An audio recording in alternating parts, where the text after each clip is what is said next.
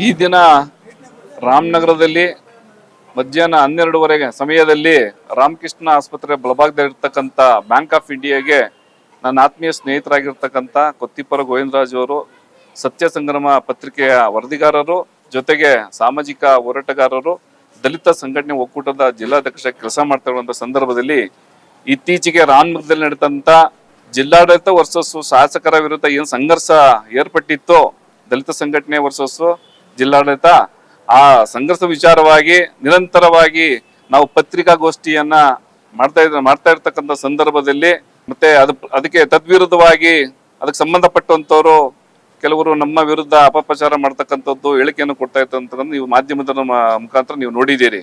So ಇವತ್ತು ಏನಾಗಿದೆ ಅಂದ್ರೆ 12:30 ಸಮಯದಲ್ಲಿ ಬ್ಯಾಂಕ್ ಆಫ್ ಇಂಡಿಯಾಗೆ ಕೆಲಸದ ಕಾರ್ಯದ ನಿಮಿತ್ತ ಬ್ಯಾಂಕ್ ಹೋಗ್ಬೇಕಾದಂತ ಸಂದರ್ಭದಲ್ಲಿ ಕೆಲವರು ಯಾರೋ ಅದು ನಮ್ಗೆ ಹೆಸರು ಗೊತ್ತಿಲ್ಲ ಯಾರು ಅಂತೇಳಿ ಅಮಾಯಕರು ಅಮಾಯಕ ನಮ್ಮ ದಲಿತ ಪರ ಹೋರಾಟಗಾರಂತ ನಮ್ಮ ಕೊತ್ತಿಪರ ಗೋವಿಂದರಾಜ್ ಅವರನ್ನ ಟಾರ್ಗೆಟ್ ಮಾಡೋದ್ರ ಮುಖಾಂತರ ಈ ಜಿಲ್ಲೆಯಲ್ಲಿ, ಈ ತಾಲೂಕಿನಲ್ಲಿ ದ್ವೇಷ ರಾಜಕಾರಣದ ಒಂದು ಕಡೆ ದಲಿತ ಸಂಘಟನೆಯ ಮುಖಂಡರುಗಳನ್ನ ತೇಜೋವಧೆ ಮಾಡ್ತಕ್ಕಂಥದ್ದು, ಮತ್ತೆ ಅವ್ರಿಗೆ ಬೆದರಿಕೆ ಆಗ್ತಕ್ಕಂಥದ್ದು, ಮತ್ತೆ ಅವ್ರನ್ನ ಟಾರ್ಗೆಟ್ ಮಾಡ್ತಕ್ಕಂಥ ಕೆಲಸವನ್ನ ಕೆಲವರು ಮಾಡ್ತಾ ಇದ್ದಾರೆ.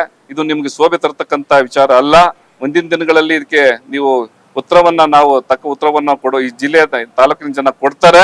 ಆದ್ರೆ ಇವತ್ತು ಪ್ರಾಣಕ್ಕೆ ಅವರಿಗೆ ಏನು ತೊಂದರೆ ಆಗ್ಲಿಲ್ಲ.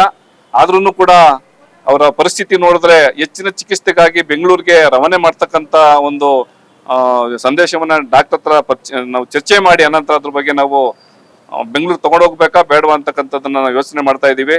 ಆದ್ರೆ ತೀರ್ಮಾನ ಮಾಡ್ತೀವಿ. ಜೊತೆಗೆ ಇವತ್ತು ನಿರಂತರವಾಗಿ ಇವತ್ತು ರಾಮನಗರದಲ್ಲಿ ನಡೀತಾ ಇರ್ತಕ್ಕಂಥ ಹಲವಾರು ಹಗರಣಗಳನ್ನ ಎಳೆಯಾಗಿ ಬಯಲಿಗೆ ಎಳಿಬೇಕು ಅಂತಕ್ಕಂಥ ಒಂದು ದೂರದೃಷ್ಟಿ ಇಟ್ಕೊಂಡು ನಾಳೆ ಪತ್ರಿಕಾಗೋಷ್ಠಿಯನ್ನ ಕರಿಬೇಕು ಅಂತಕ್ಕಂಥ ಮನೋಭಾವನೆ ಇಟ್ಕೊಂಡು ನಾವೆಲ್ಲರೂ ಕೂಡ ಇದು ಚರ್ಚೆ ಮಾಡಬೇಕು. ಇದ್ರ ಬಗ್ಗೆ ಎಲ್ಲ ದಾಖಲಾತಿಗಳನ್ನ ಒಟ್ಗೂಡ್ಸ್ಕೋಬೇಕು ಅಂತಕ್ಕಂಥ ದೃಷ್ಟಿ ಇಟ್ಕೊಂಡು ಇವತ್ತು ದಾಖಲಾತಿ ರೆಡಿ ಮಾಡ್ಕೋಬೇಕು. ಜೊತೆಗೆ ಬ್ಯಾಂಕ್ ನಲ್ಲಿ ಅನ್ಯ ಕಾರ್ಯದ ನಿಮಿತ್ತ ಇವತ್ತು ಬ್ಯಾಂಕ್ ಕೆಲಸಕ್ಕೆ ಬಂದು ಇದು ಮುಗಿಸ್ಕೊಂಡು ಹೋಗ್ಬೇಕಾದಂತ ಸಂದರ್ಭದಲ್ಲಿ ಕೆಲವರು ಯಾರೋ ದುಷ್ಕರ್ಮಿಗಳು ಅವ್ರ ಮೇಲೆ ಅಟ್ಯಾಕ್ ಅನ್ನ ಮಾಡಿ, ಹಲ್ಲೆಯನ್ನ ಮಾಡಿ, ಪ್ರಾಣ ಬೆದರಿಕೆಯನ್ನ ಹಾಕಿ ಮತ್ತೆ ಹಲ್ಲೆ ಮಾಡಿದ್ದಾರೆ. ಇದನ್ನ ನಾವು ಖಂಡಿಸ್ಬೇಕಾಗ್ತದೆ. ಈ ನಾಗರಿಕ ಸಮಾಜ ತಲೆ ತಗ್ಗಿಸುವಂತ ಕೆಲಸ. ನಿಮಗೆ ನೈತಿಕತೆ ಏನಾರ ಇದ್ರೆ, ನಿಮ್ಗೆ ಏನಾರ ಈ ಸಮುದಾಯದ ಬಗ್ಗೆ ಪ್ರಾಮಾಣಿಕತೆ, ನಂಬಿಕೆ ಅಂತಕ್ಕಂಥದ್ದು ಏನಾರ ಇದ್ರೆ ಆ ಕೂಡ್ಲೆ ಯಾರೋ ಆ ದರೋಡೆಕೋರರು ಏನಿವತ್ತು ದರೋಡೆಕೋರರು ಅಂತಾನೆ ಹೇಳ್ಬಹುದು. ಯಾಕಂದ್ರೆ ಹಗಲು ದರೋಡೆ ಇವುದು. ದರೋಡೆಕೋರರು ಇವತ್ತು ನಮ್ಮ ಅಮಾಯಕ ಆದಂತ ನಮ್ಮ ಕೊತ್ತಿಪರ ಗೋವಿಂದರಾಜ್ ಮೇಲೆ ಹಲ್ಲೆ ಮಾಡೋಕ್ಕೆ ಪ್ರಯತ್ನ ಮಾಡಿ ಹಲ್ಲೆ ಮಾಡಿದ್ದಾರೆ. ಇದನ್ನ ಇಡೀ ನಾಗರಿಕ ಸಮಾಜ ತಲೆ ತಗ್ಗಿಸುವಂತ ವಿಚಾರ.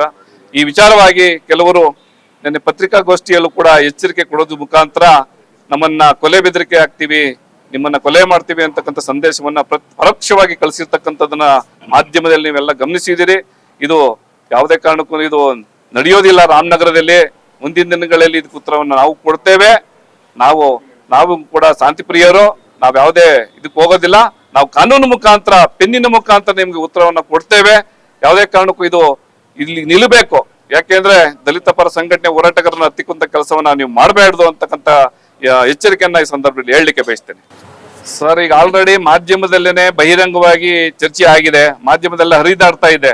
ಏನು ನಾವು ಮೊನ್ನೆ ತಾನೇ ಪತ್ರಿಕಾಗೋಷ್ಠಿಯನ್ನ ಮಾಡದಂತ ಸಂದರ್ಭಕ್ಕೆ ಅದು ವಿರುದ್ಧವಾಗಿ ನಿನ್ನೆನೂ ಕೂಡ ಚನ್ನಪಟ್ಟಣದಲ್ಲಿ ಬಾಲು ನರ್ಸಿಂಗ್ ಹೋಮ್ ಹತ್ರ ಇದ್ರ ವಿಚಾರವಾಗಿ ನಮಗೆ ಕೌಂಟರ್ ಕೊಟ್ಟಿದ್ದಾರೆ.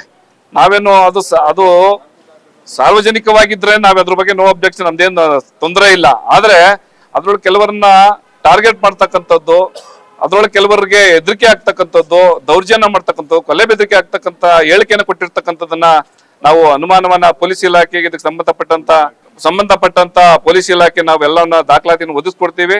ಪೊಲೀಸರು ಕಾನೂನು ರೀತಿ ಕ್ರಮ ತಗೋತಾರೆ ಅಂತಕ್ಕಂಥ ನಂಬಿಕೆ, ನಮ್ಗೆ ವಿಶ್ವಾಸ ನಮಗಿದೆ ಸರ್.